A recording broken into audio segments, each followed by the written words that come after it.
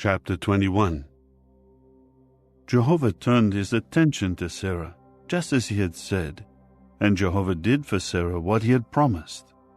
So Sarah became pregnant, and then bore a son to Abraham in his old age, at the appointed time God had promised him. Abraham named his newborn son, whom Sarah bore to him, Isaac. And Abraham circumcised his son Isaac when he was 8 days old, just as God had commanded him. Abraham was 100 years old when his son Isaac was born to him.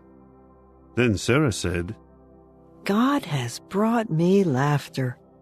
Everybody hearing of it will laugh with me. And she added, Who would have said to Abraham, Sarah will certainly nurse children, yet I have given birth to a son for him in his old age. Now the child grew and was weaned, and Abraham prepared a big feast on the day that Isaac was weaned. But Sarah kept noticing that the son of Hagar the Egyptian, whom she had borne to Abraham, was mocking Isaac.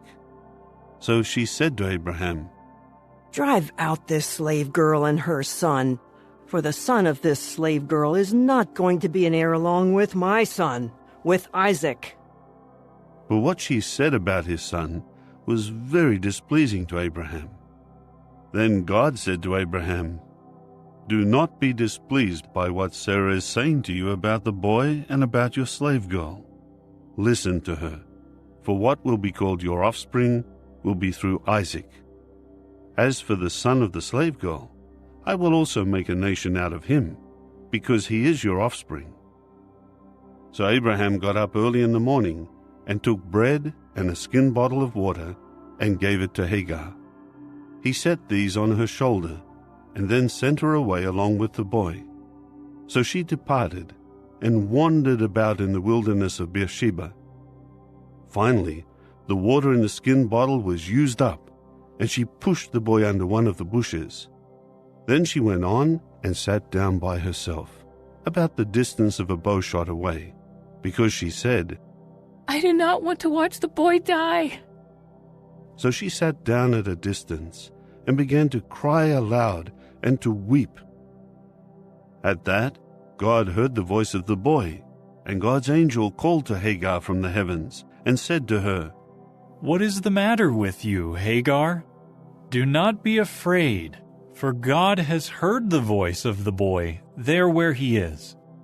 Get up, lift the boy, and take hold of him with your hand, for I will make him a great nation. Then God opened her eyes, and she saw a well of water, and she went and filled the skin bottle with water, and gave the boy a drink. And God was with the boy as he grew up. He lived in the wilderness, and became an archer. He took up dwelling in the wilderness of Paran, and his mother took a wife for him from the land of Egypt. At that time, Abimelech, together with Phicol, the chief of his army, said to Abraham, God is with you in everything you are doing.